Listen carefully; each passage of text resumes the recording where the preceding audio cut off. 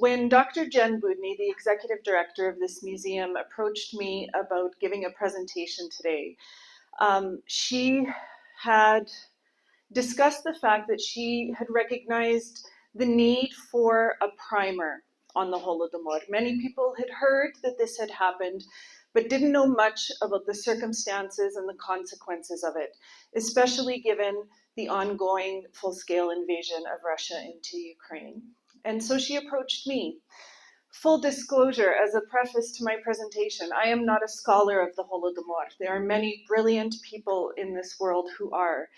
But as a university educator and someone who has been a professor of Ukrainian studies for almost 26 years, inevitably in every class, whether it be a language class or a culture class or a history class on a particular topic, I end up talking about the Holodomor because it is difficult to even understand one small aspect of who Ukrainians are and where they came from without understanding this particular historical tragedy.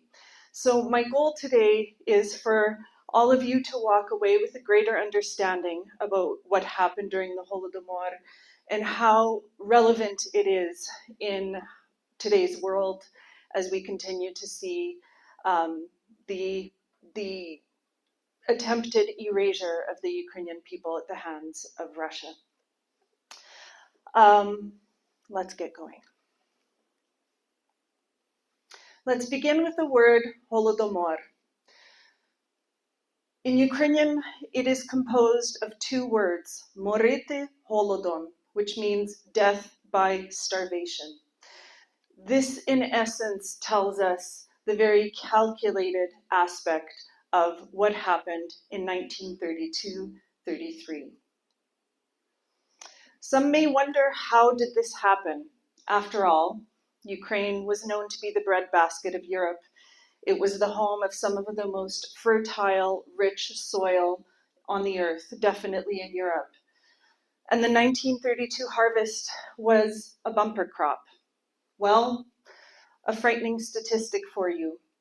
At the height of the famine in June of 1933, 28,000 people died every day, 31% of whom were children under the age of 10. How could this have happened? Well, it happened, and then it was very, very well covered up, and as such became one of the greatest secrets of the 20th century. Why did it happen? The famine was essentially political. There was no literal lack of food. There was no natural disaster. There was a desire to erase a people off the face of the earth. And the success of the famine meant the success of the Bolshevik Revolution, which was the ultimate goal. Breaking the backs of the Ukrainian peasantry and, as such, in many cases, the Ukrainian nationalists, meant that all of these successes could be achieved. So we begin with the man who was the mastermind behind it, Joseph Jugashvili, otherwise known as Stalin. Many of you may not know, he himself was not an ethnic Russian, but an ethnic Georgian. And as it turned out, he worked his way up to the position of dictator quite quickly and shrewdly.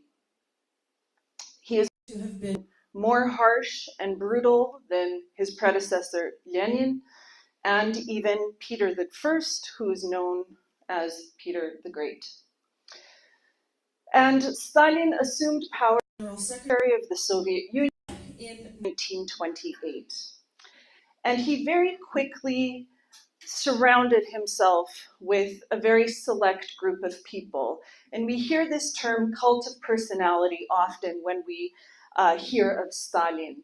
He demanded that those in his inner circle were completely loyal, which meant they were completely fearful of him and ultimately completely brainwashed.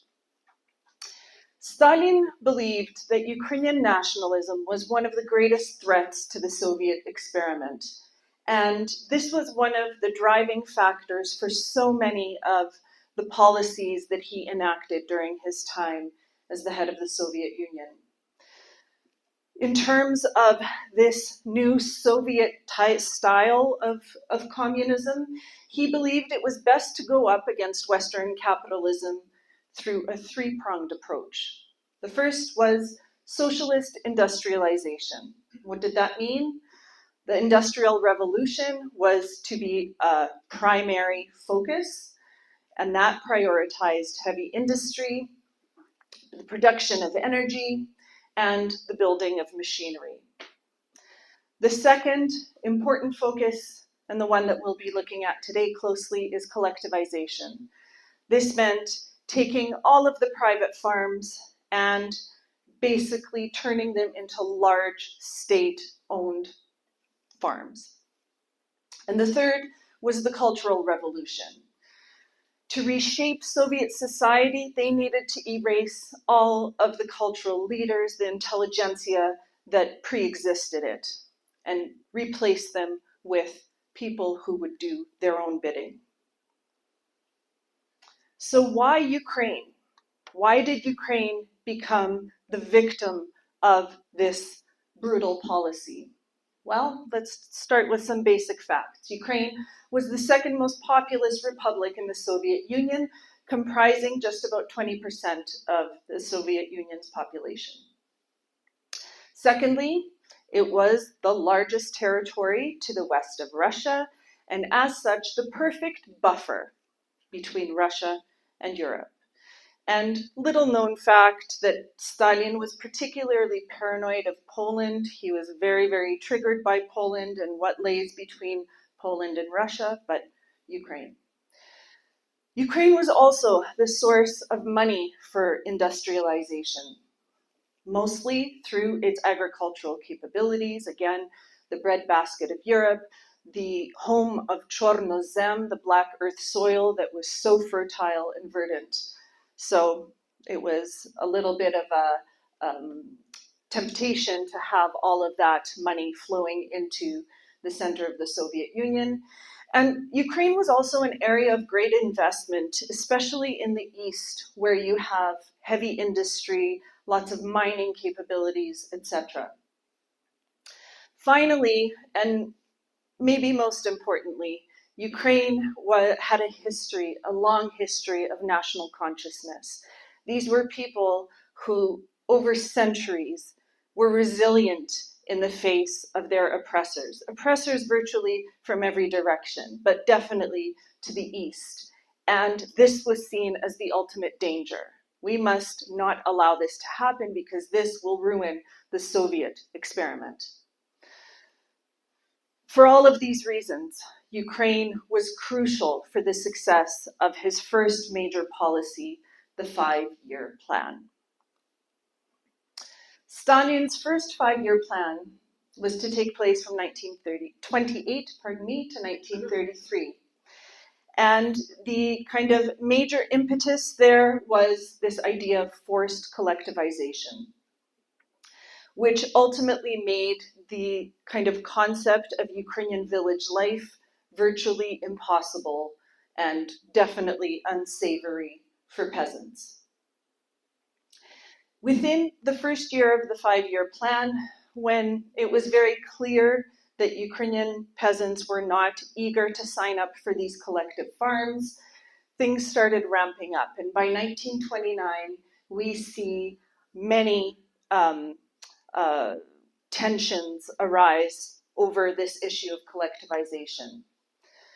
Now, the first 5-year plan was enforced all throughout the Soviet Union, but Ukraine was hit most hard because of its grain producing capabilities, because it was the heartland of agriculture.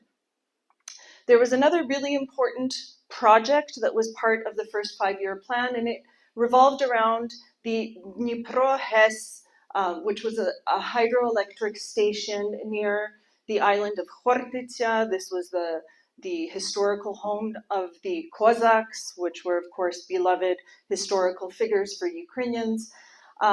And this island is located in a part of the Dnipro River, the river that kind of runs north to south, cutting the country in half, because it had many capabilities, even historically, with water and harnessing the power of water.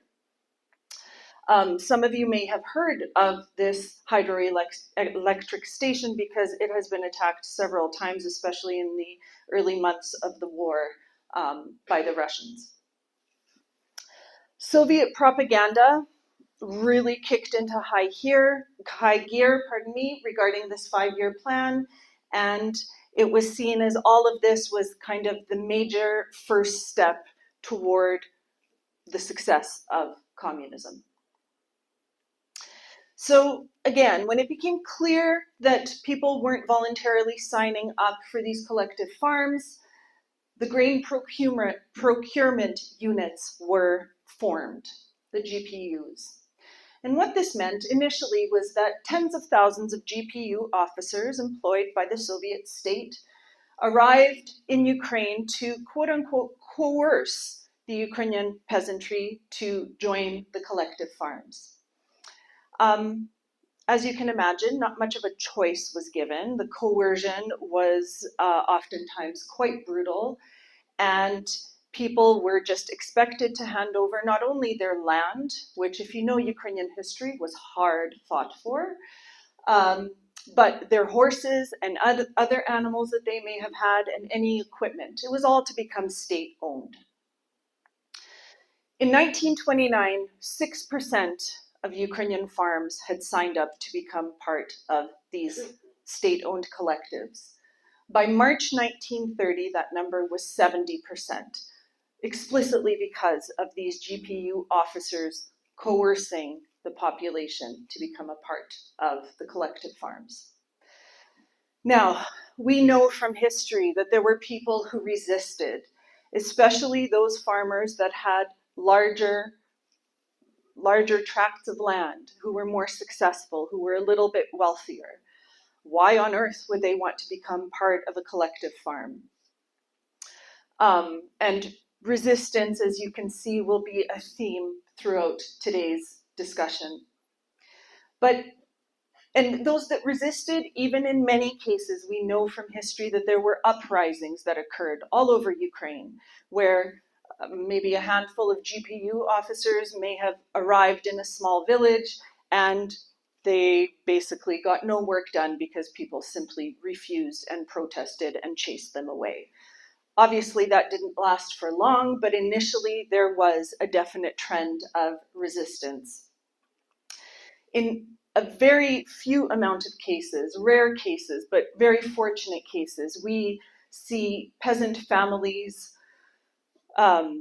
basically, while they were still able, cross the border into parts of what we now know as Western Ukraine to get away from what was to come. How fortunate for them that they were able to get away before the next few years. Now, let's take a moment to talk about those wealthier farmers. Russians call them kulaki, we call them kurkuli.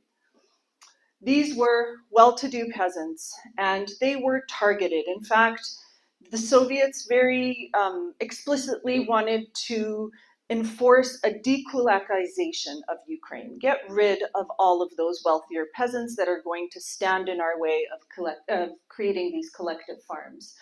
And as I said, those wealthier peasants that owned more land had no incentive to join these collectives. It was a terrible idea for them, and they were not interested at all. So they resisted, and resistance meant immediate arrest, for sure, with further consequences. By 1930, we see 500,000 Kurkul families forcibly resettled to parts of Kazakhstan, to Siberia, to the Gulag camps, and in many cases, some were just executed right on the spot. So we see a massive kind of targeting of these well-to-do peasants. Those that were forcibly resettled, in many cases, were taken by train to the far east, dropped off, taken to a forest, and basically left to die. And you can imagine the elements out there just from exposure that likely didn't take very long. Back in Ukraine, for those that had not been exiled, we see the ramping up of conditions once again. Higher quotas, excessive requisitions, so collecting everything that was in storage. Despite the opposition growing, the GPUs just doubled down on all of these tactics, and peasants were left with very few options of how to resist. We know that there were many that passively resisted, i.e. slaughtered their own animals so that the Soviets wouldn't get them. So taking quite extreme measures to ensure that what they had didn't go to the Soviets. The GPUs insisted time and time again that grain was being hidden, so this gave them every reason to go on a wild search. And we have many different examples of them not only going and searching with all sorts of spears for underground storage, but in the rafters, in the attics, quite brutally searching people's homes without, of course, any real warrants or anything, and taking everything they could get. By August 1932, they have enacted the law on the 5 ears of grain, where it became illegal to gather even a small handful of grain from the collective fields. This was a criminal offense, and even small children who went in search of a little bit of food were punished, sometimes thrown in prison, and sometimes worse. Villages who were deemed delinquent in their excessive grain quotas were blacklisted, and this meant that any relief or aid that was available to them in those early years was no longer available. And here we have a photograph of those GPU officers going into grain storage underground, and people had obviously been saving grain there, and it was being taken.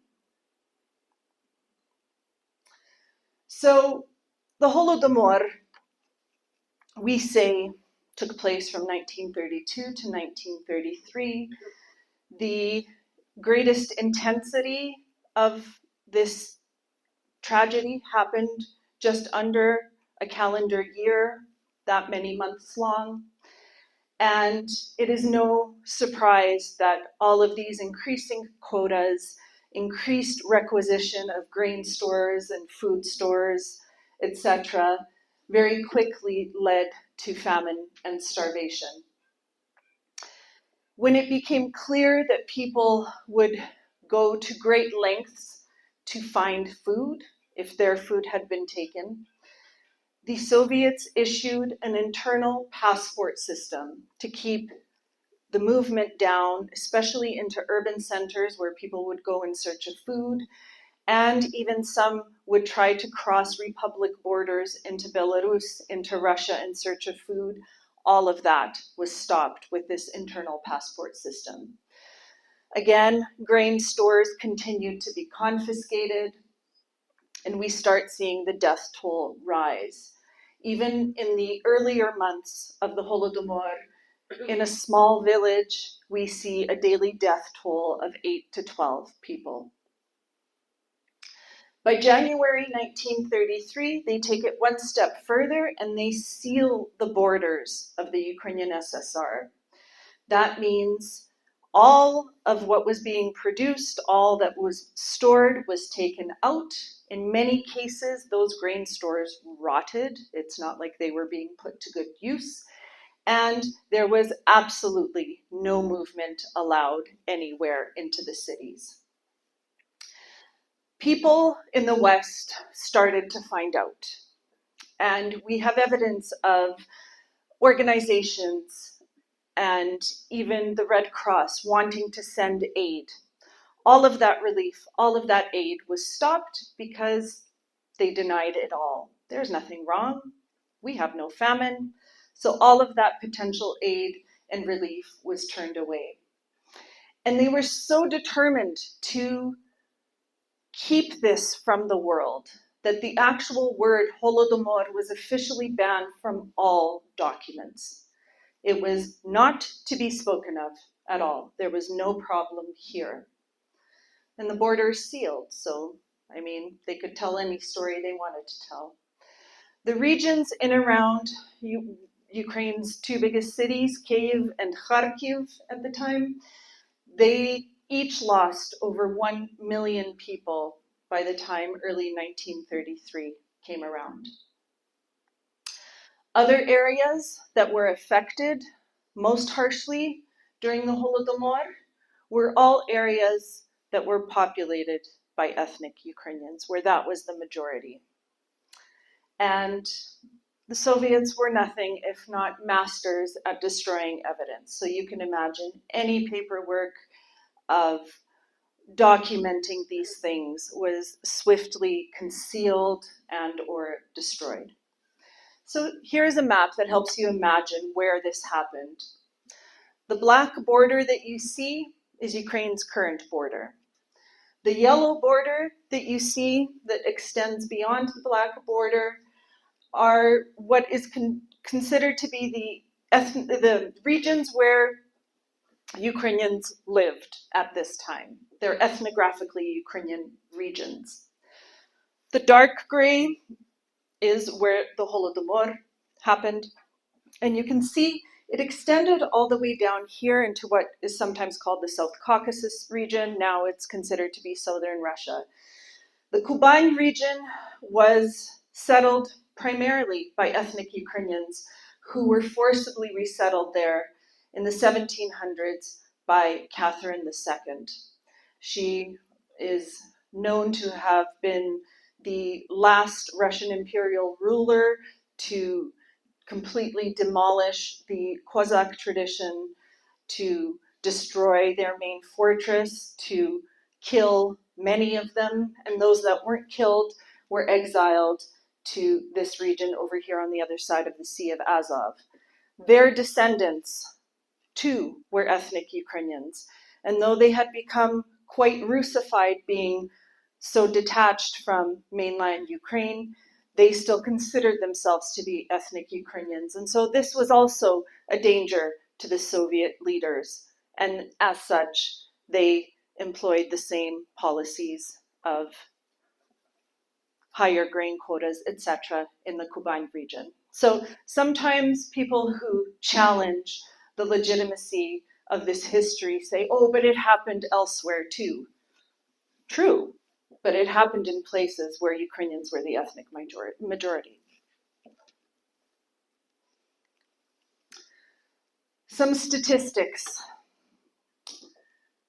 Though, again, the Soviets were very good at destroying documents, concealing documents, we know that given census figures prior to the Holodomor and following the Holodomor, approximately 1/4 of the population was erased. That means between 4 and 7 million deaths.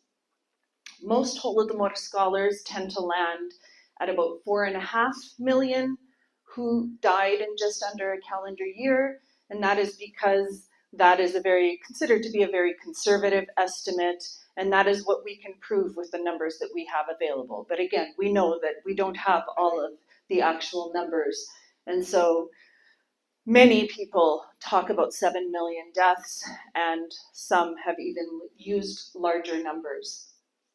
We also know that in terms of the grain that was confiscated, all of those stores, almost 2 million tons of grain were dumped on the Western markets by the Soviet Union. They made money off of that. And if we were to break that down, that's nearly 1/5 of a ton of grain exported for every person who perished during the Holodomor. A startling, startling figure.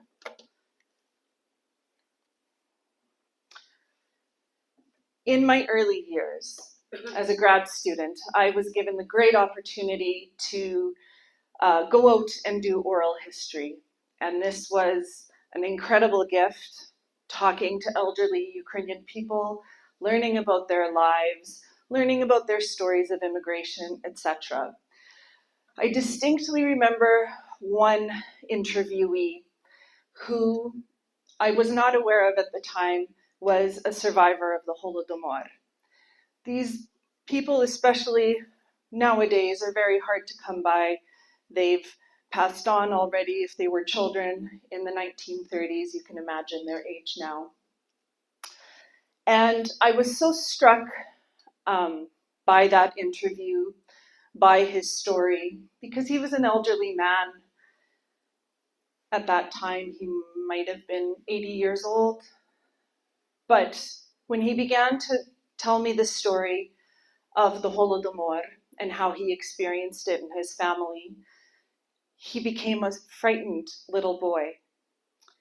And as the sole survivor of his entire family, he was there to tell me this story only because he had found a few rotten potatoes in the ground and he had secretly stored them away, and that allowed him to live, and many years later to tell me that story. Oral history, it can be profoundly powerful as a means of documentation. But in addition to that, it can bring history to life in a way that books cannot. And though I had first learned about the Holodomor as a child, I believe it was that day with that interviewee that I understood it for the first time.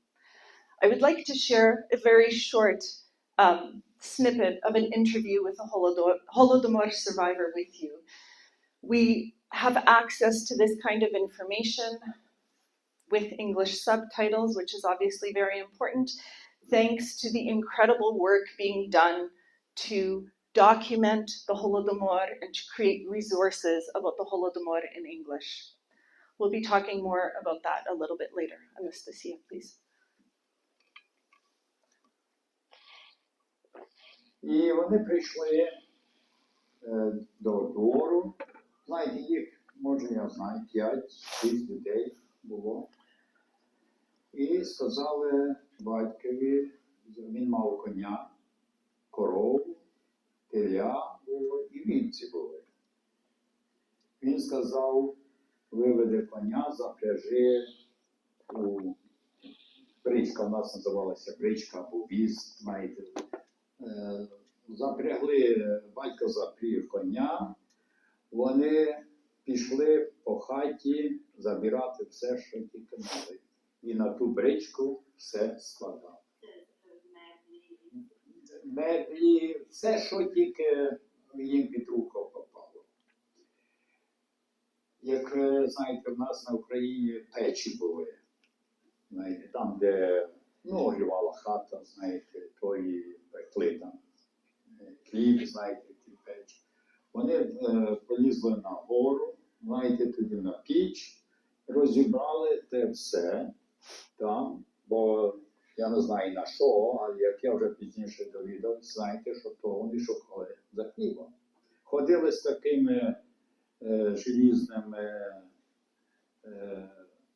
як то кажуть, такі, знаєте, желізні, і шукали по огороді, знаєте, за то. Я тут, це я дуже добре пам'ятаю. Я це бачив, знаєте. Ходили кругом, знаєте, і все тим такі желізні палки, знаєте, шукали. Ну, для мене, моєї сестри, знаєте, вона менше мене, на 2 роки різниці не знала. Знаєте, ми не знали дійсно, що то робиться, знаєте, за то. Як вони це все нас позабирали, знаєте, мама моя мала клунок кукурузи.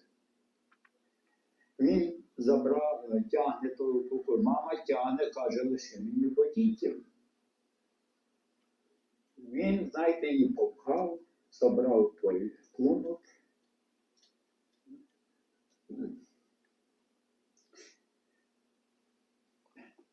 Пам'ятайте тепер.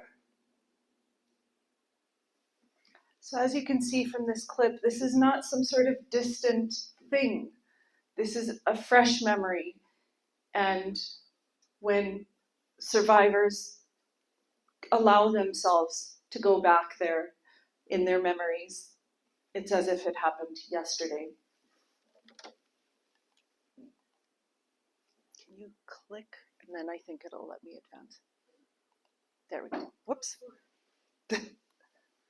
Okay. So, it's the fall of 1933. The Holodomor has taken place, and Ukraine has become, quote unquote, the model of Soviet industrialization and collectivization. By the end of the 1930s, we see 99.9% of Ukrainian households collectivized. So they deem this as a wild success. You'd think that surviving that was more than enough for a person to have to endure. But already in 1936, we see Stalin coming back with purges upon purges, waves, targeting the leaders that managed to survive. Arrests of cultural leaders, arrests of intelligentsia, and again we see that spectrum of arrests, exile, or even execution as the possible options for these people. In the year 1937 to 1938, we see 270,000 arrested in Ukraine. Half of these were executed, and these were exactly the intelligentsia, the leaders who were to become the leaders of Ukraine, those that enforced some sort of idea of, that inspired rather than enforced some sort of idea of a collective identity for the people. They were too much of a risk, they were too much of a danger for the Soviets. And so they simply erased them. Now, you may wonder, once again, how did this happen? How did that many million people die in just under a calendar year without the world knowing? In great part, thanks to the work of this man, Stalin's apologist. His name was Walter Duranty, and he was a New York Times foreign correspondent, in fact, the chief of its Moscow bureau. And he had been a big fan of Stalin. He had taken this position in Moscow to help tell the world of Stalin's great vision of Soviet communism and how all of his very ingenious policies were going to bring great wealth and prosperity to the Soviet people. And he, long before the Holodomor, was a staunch defender of Stalin and his work. When the Holodomor began, he was tasked with silencing any news about it to the West. And so he actively produced reports denying that there was anything wrong, denying that there was famine, denying that people were dying. And in a pretty prominent position, people listened to him. And so though they may have heard murmurs of things going wrong in Ukraine, if Walter Duranty in the New York Times wrote that no such thing was happening, many people said, oh, I must have heard wrong. For this work of active genocide denial, he was, for this work, awarded the Pulitzer Prize in 1932. Since that time, there have been various attempts to strip him of that honor. I've noticed in the last few months, there has been a renewed interest in creating petitions to try to revoke Duranty's Pulitzer Prize. He's long passed away, but to kind of right that historical wrong, if you go to change.org and you search Walter Duranty, I'm sure you'll find something. But he played a very important role in making sure that the world did not know. But there were also some incredible heroes who were trying to counter that. Foremost among them, in my opinion, is this man, Gareth Jones. He was a young, intrepid Welsh journalist, and he was sent to the Soviet Union to document all of these incredible things that Stalin was about to do: industrialization, collectivization. He was very excited about the possibilities of these policies. Upon getting to Moscow, he quickly learned that things were much more sinister. And so, being the young, naively courageous man that he was, investigative journalist, he sneaked into the Ukrainian countryside on foot while on work in the city of Kharkiv, and he witnessed for himself the starvation all around him in March of 1933. Miraculously, he got back to Moscow and safely got out of the Soviet Union shortly thereafter, and called a Berlin press conference with international media present to talk about what he saw in Ukraine, just weeks after he actually witnessed it. People listened, but not enough people listened, because Duranty was also very prolific at this time. And ultimately, the Soviets found out what he had witnessed, what he had done to try to publicize this information, and he became a marked man. Gareth Jones died, was killed by quote-unquote bandits in Mongolia when he was there on assignment just 2 short years later in 1935. And it comes as no surprise that the 2 people who arranged this trip for him had very close ties with the NKVD, which was the Soviet secret police at the time.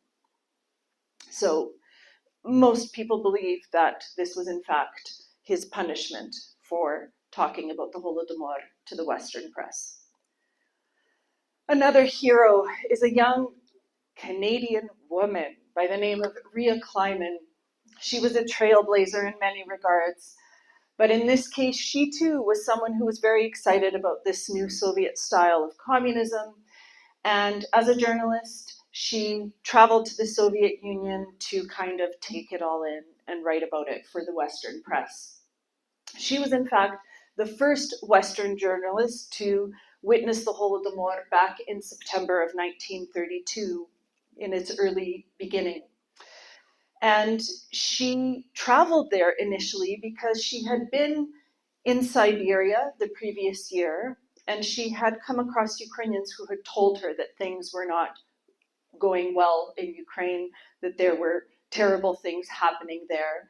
Presumably, these were Kurkul families that had been forcibly exiled in the months leading up to the beginning of the Holodomor. And so she traveled there to see it for herself.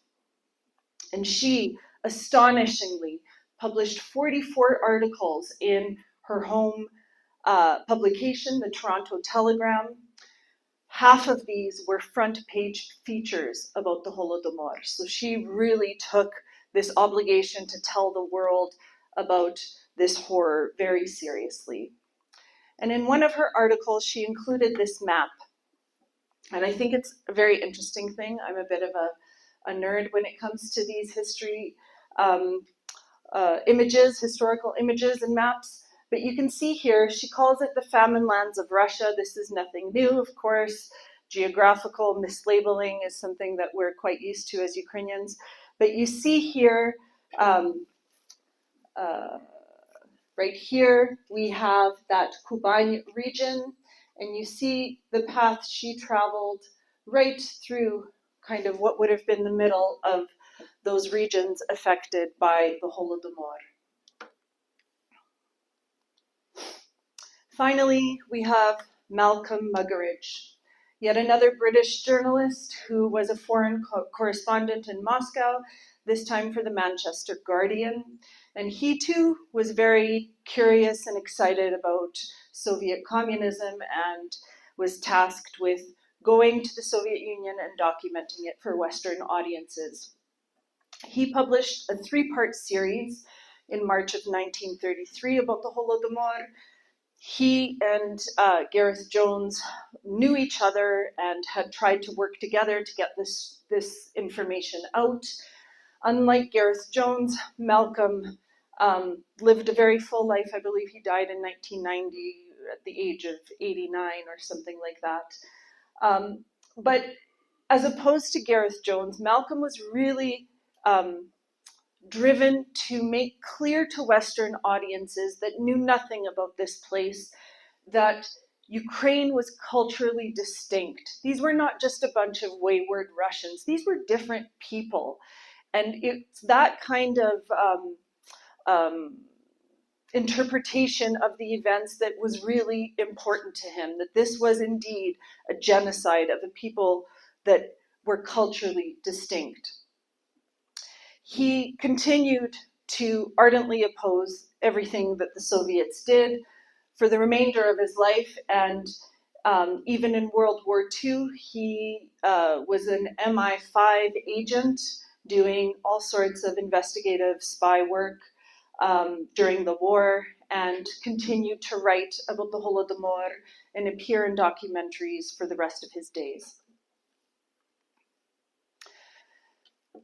So when we talk about recognizing the Holodomor, that it happened and that it was indeed a genocide, it's interesting to look at a world map to see exactly who recognizes, which countries recognize this. The countries in blue are those that, let me get the fine print right, that have passed resolutions recognizing the Holodomor as a genocide. So you can see those are quite plentiful. Canada was the first country to do so, and I believe Saskatchewan was the first jurisdiction in North America to do so. So that's a point of pride for us, I would say. The countries in green here have passed resolutions recognizing Holodomor as an act of extermination. Similar but different. The word genocide carries with it greater kind of description of what actually took place and is kind of more encompassing. Holodomor remembrance. This is why we're gathered here today. Today is the Day of National Remembrance of the Holodomor, a day that is marked and commemorated all around the world, always the 4th Saturday of November.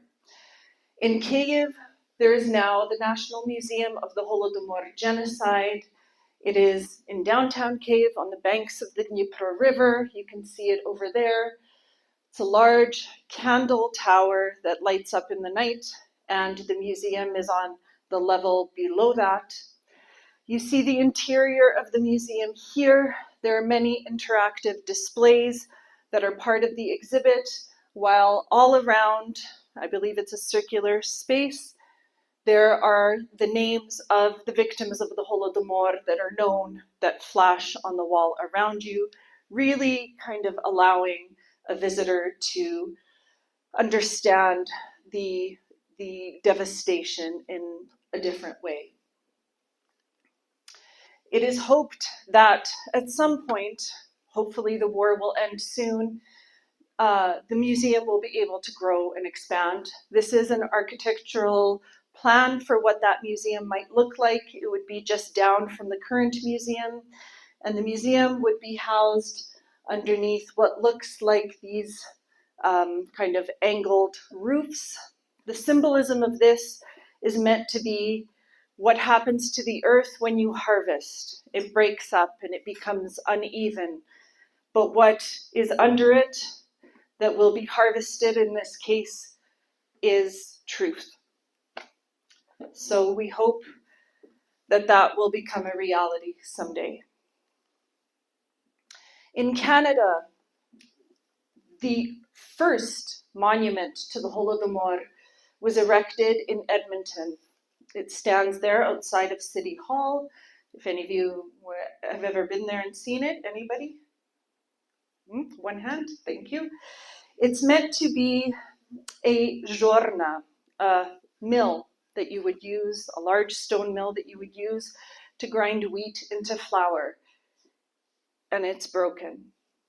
This was erected, I believe, in 1983, very early on.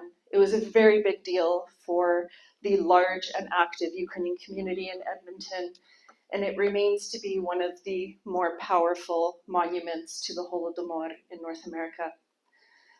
In Saskatchewan, we have our own Holodomor monument.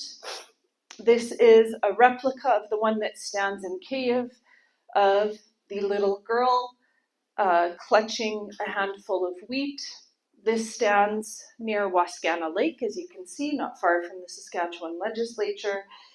And every year during Holodomor Awareness Week, the provincial government holds a commemoration in the legislative buildings. And this happened this past Tuesday. And then following the vigil, everyone gathers at the monument and lays flowers in honor of those who perished. I promised earlier on that I would let you know about the wonderful resources that exist if you're interested in learning more. Canada is very lucky to be the home of the Holodomor Research and Education Consortium. This is a group of educators and others who not only actively gather and document memoirs, oral histories of the Holodomor, but they create materials. They create teaching materials for elementary school students, for high school students, for all people, to help create awareness. And they engage with teachers who are actively teaching in classrooms to develop this and to make it a part of provincial curricula, etc. It's an incredible website with many, many different resources, all in English. You can see it's education.holodomor.ca, and it's an incredible wealth of information. In Kyiv, the National Museum of the Holodomor Genocide also has a wonderful website, also accessible in English. You can imagine the oral history efforts that have been done in Ukraine to interview the survivors, to interview their descendants. And they too have a wonderful repository of information, of testimonies, that sort of thing. Unfortunately, though the website is available in English, the resources, very few of them are translated. I know this is something that they are working toward, but as you can imagine right now, that's not a super big priority. But they have incredible features like these interactive maps where you can zoom down in on a particular village and find out who of the known victims perished there, what years, etc. It's an incredible, incredible resource. You can search by surname. You can search by geographic location.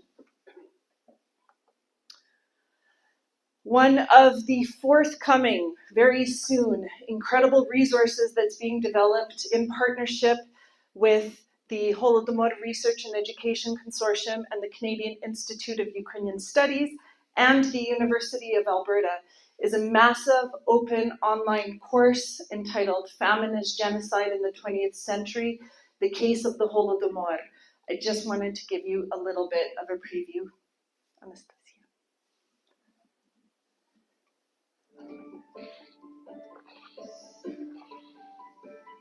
For most of the 20th century, the Soviet Union denied that millions of people died of starvation in the 1930s and that Soviet authorities were responsible. The Holodomor was little studied by academics, despite the enormity of the event. In this course, we'll explore the history and events surrounding the Holodomor, consider its causes, place it into historical and political context, and examine the long-term effects and memorialization of this tragic event. Some 3.5 million people in Ukraine were starved to death in the first half of 1933 alone. By highlighting the lived experiences of both victims and survivors of the Holodomor, we'll come to a greater understanding of how and why this tragic event was allowed to happen and why it remained in the dark for so many years.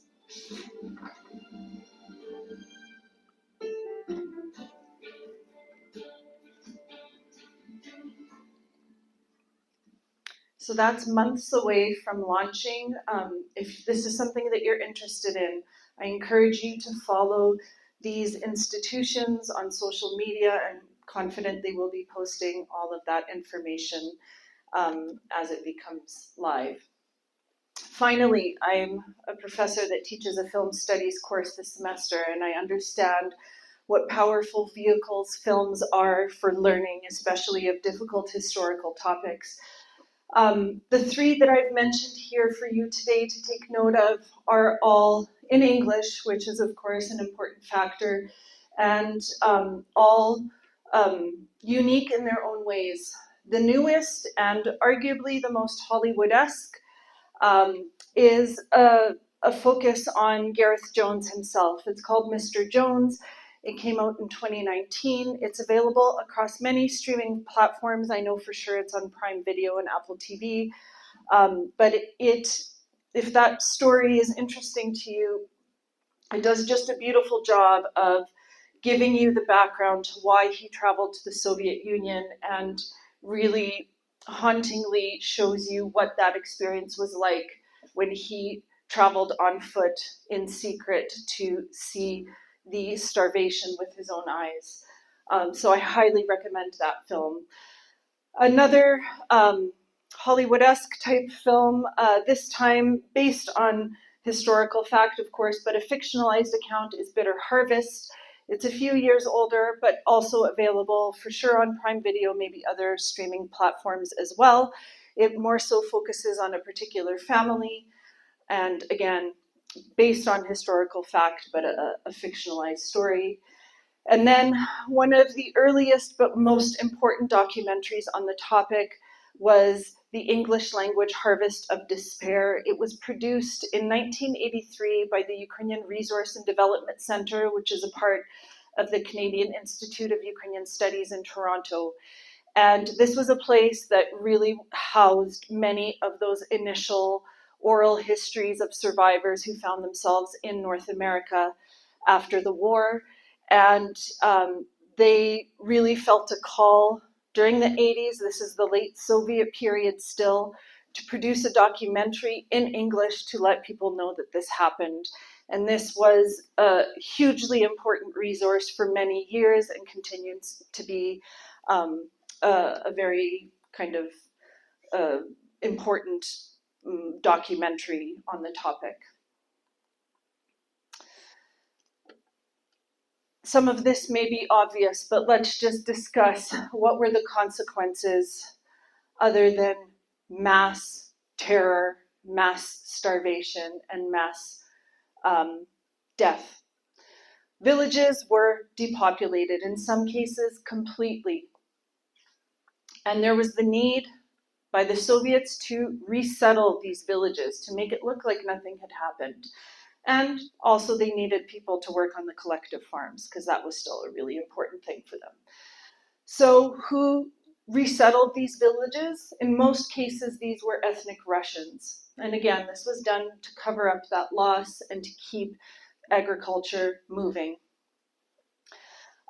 In many cases, those people didn't stay for very long, but in some cases they did. And this is why we see a segment of the population there that has remained vocally supportive, initially of Soviet policies, and even now of having closer ties with Russia.